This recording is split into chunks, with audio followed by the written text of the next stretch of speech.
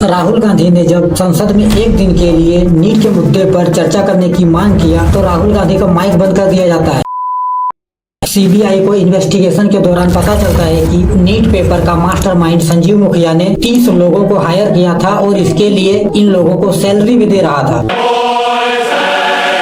विजेंद्र गुप्ता ने NEET exam के 41 दिन पहले ही ऑन कैमरा कह दिया था कि नीट का पेपर लीक होने वाला है और एग्जैक्ट होता भी वही है, लेकिन इसके बावजूद भी विजेंद्र गुप्ता पर कोई एक्शन नहीं लिया जाता है। संजीव मुखिया ने लगभग 700 लोगों को नीट का पेपर बेचा है और इससे लगभग 200 करोड़ कमाने का टारगेट था।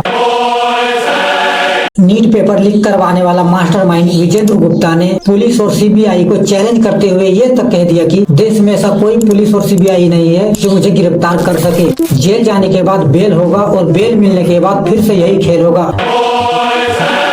तो भाई समझेंगे नीट स्कैम के बारे में और जानेंगे कि अब तक हमारे देश की सरकार नीट के मुद्दे को लेके इतना शांत क्यों है और कैसे इस स्कैम में देश के नेता भी शामिल है। नीट परीक्षा में धांधली का आरोप लगाया जा रहा है। हम चाहते थे कि नीट पे एक दिन का डिस्कशन हो। तो भाई 26 जून से पहले नीट स्कैम की जांच राज्य सरकार के अधिकारी कर रहे थे, लेकिन 26 जून से ये पूरा मामला सीबीआई को दे दिया गया है और इस मामले से जुड़े जो भी सबूत स्टेट पुलिस को मिला है उन सब ने सारे सबूत अब सीबीआई को सौंप दिया है। और बिहार के इकोनॉमिक ऑफेंस यूनिट जो नीट स्कैम पर इन्वेस्टिगेशन कर रहा था, इसने सीबीआई को सबूत के तौर पे 2000 पन्नों का रिपोर्ट और 80 पेज का एफआईआर की कॉपी सौंपा है। और इकोनॉमिक ऑफेंस यूनिट को आरोपियों के पास से नीट का जला हुआ क्वेश्चन पेपर मिला है। सेकंड में नीट यूजी का बुकलेट मिला है। थर्ड में रेनाल्ड डस्ट कार मिला है जो कि झारखंड में रजिस्टर्ड है। फोर्थ में 4 एडमिट कार्ड मिले हैं जो इन लोगों के नाम पे है। उसके बाद सिकंदर यादवेंदु के पास से 2 मोबाइल फोन मिले हैं। और भाई ये आप पूरा देख लेना। और इन्वेस्टिगेशन के दौरान इकोनॉमिक ऑफेंस यूनिट को जो भी सबूत मिला है उसके बारे में इकोनॉमिक ऑफेंस यूनिट ने अपनी रिपोर्ट में इन सब का जिक्र किया है और ये रिपोर्ट अब सीबीआई को सौंप दिया गया है। और जब इस मामले पर सीबीआई इन्वेस्टिगेशन कर रही है और सीबीआई को इन्वेस्टिगेशन के दौरान पता चला है कि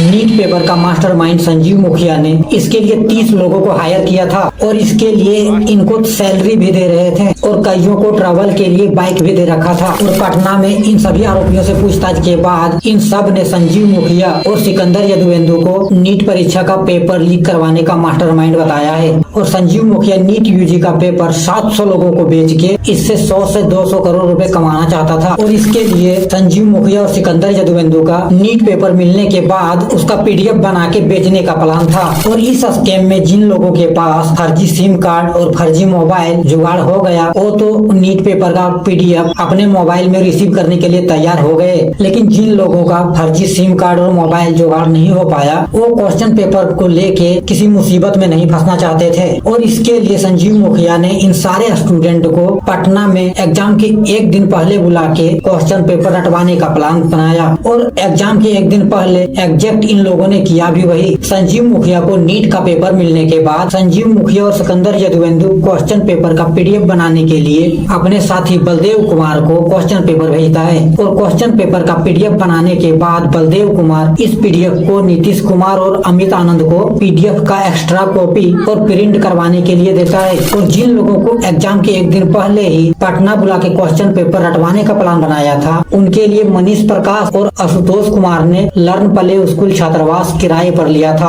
और एग्जाम के ठीक एक दिन पहले ही इसी स्कूल में 25 से 30 स्टूडेंट को नीट का क्वेश्चन पेपर रटने के लिए दे दिया था। और जिन स्टूडेंट को नीट का पेपर पीडीएफ के माध्यम से भेजा गया है उसके लिए संजीव मुखिया ने पूरे गिरोह के लिए फर्जी सिम कार्ड और मोबाइल का जुगाड़ परमजीत सिंह और राजीव कुमार नाम के 2 लोगों को दिया था।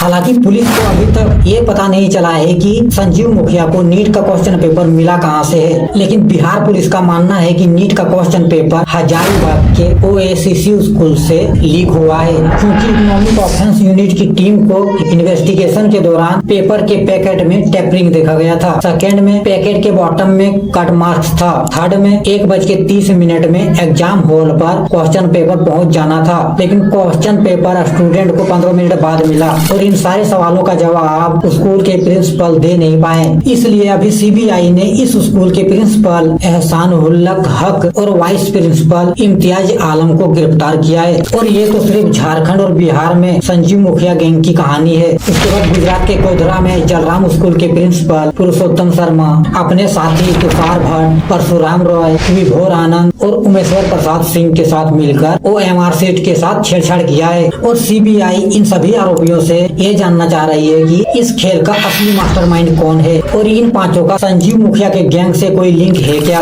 और इस बीच विजेंद्र गुप्ता का वीडियो वायरल हो गया जिसमें वो बता रहा है कि संजीव मुखिया 700 लोगों को नीट का पेपर बेच के इससे 100 से 200 करोड़ रुपए कमाने का टारगेट था। इस बार उसको 100-200-400 करोड़ रुपया कमाने का शौक था। तो 100 करोड़ कैसे कम कमा 700 काम किया इस बार नीट में वो।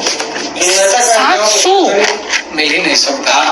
क्यों मिलेगा? 700 काम किया वो इस बार। 700 स्टूडेंट्स का 40 लाख से गुना कर दीजिए। और ये बात अब इससे कैसे पता है, इससे पूछताछ के बाद ही पता चलेगा। और जब इससे कहा गया कि इस बात के लिए आपको जेल भी हो सकता है तो इसने पुलिस और CBI को चैलेंज करते हुए ये कह दिया कि देश में ऐसा कोई पुलिस और CBI नहीं है जो मुझे गिरफ्तार कर सके।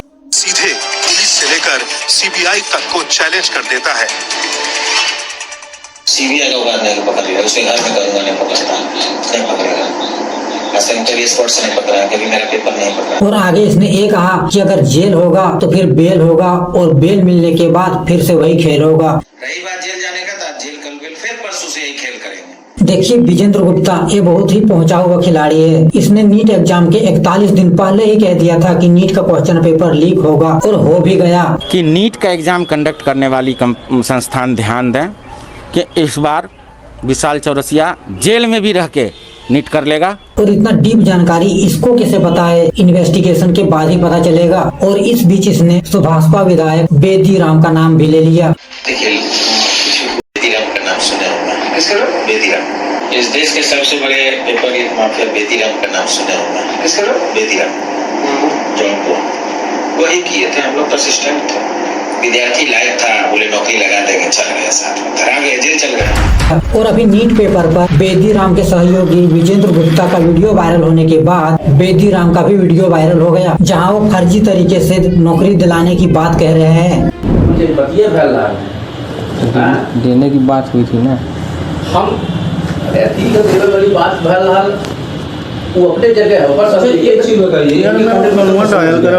रिजल्ट निकला जी, रिजल्ट निकला, रिजल्ट तक की बात होती है। क्या वो नौकरी कर ले 10 साल नौकरी, 10 साल नौकरी थोड़ी ज्वाइन नहीं किया, ज्वाइन की बात नहीं होती। आज तक मैं भी जो कराया हूँ, सुन लीजिए, मैं भी जो कराया हूँ, जब रिजल्ट निकल गया। दरअसल इसका वीडियो एक स्टूडेंट ने बनाया है क्योंकि बेदी राम ने इस स्टूडेंट से 40 लाख रुपए लेके नौकरी लगवाने का दावा किया था, लेकिन इसका नौकरी नहीं लगा और ये बंदा अपने पैसे वापस मांगने पहुंच गया बेदी राम के पास और उसी समय उसने वीडियो बना लिया। और इस वीडियो के 24 घंटे बाद ओम प्रकाश राजभर का भी वीडियो वायरल हो गया जहाँ पर ओम प्रकाश एक सभा में बोल रहे थे कि वो किसी भी विभाग में नौकरी लगवा सकते हैं, बस एडमिट कार्ड आने के बाद कॉल कर लेना। किसी विभाग में नौकरी चाहिए, किसी विभाग में आपके भाई को, आपके परिवार, बच्चे को, आपकी बच्ची को नौकरी चाहिए, तब फार्म भरने के बाद प्रभु क्या कहते, क्या आता है वो कॉल लेटर, एडमिट कार्ड या कॉल लेटर जो भी कहते हो भाई, कॉल लेटर। जब कॉल लेटर आ जाए तो कॉल कर लेना।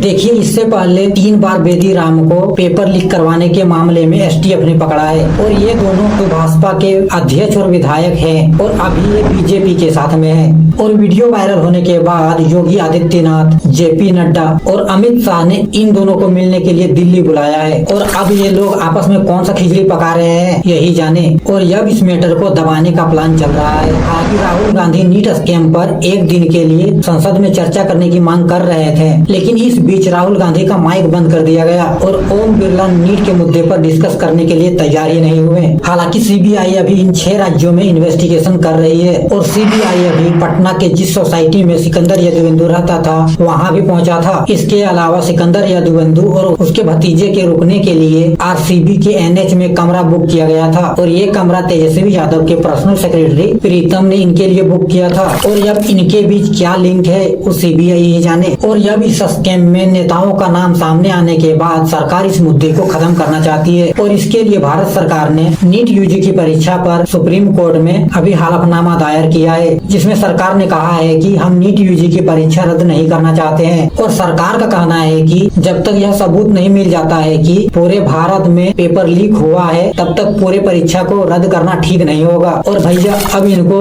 और सबूत चाहिए। सरकार को स्टूडेंट के लाइफ से घंटा कोई फर्क नहीं पड़ रहा है और ऐसे में हमें इंसाफ मिलना बहुत मुश्किल है। और यह सुप्रीम कोर्ट इस मुद्दे पर क्या डिसीजन लेती है, अब बस यही देखना है, क्योंकि सरकार फिर से नीट करवाने के मूड में बिल्कुल भी नहीं है। और मुझे ये समझ में नहीं आ रहा है कि भाई इनको किसने अपना वोट दे के संसद में भेजा है। हमारे देश में ऊपर से नीचे तक का पूरा सिस्टम करप्ट हो चुका है। इसलिए भाई राजनीति में आओ, कितना दिन सड़क में बैठ के आंदोलन करोगे। तो भाई मिलते हैं नेक्स्ट वीडियो में, तब तक के लिए जय हिंद जय भारत।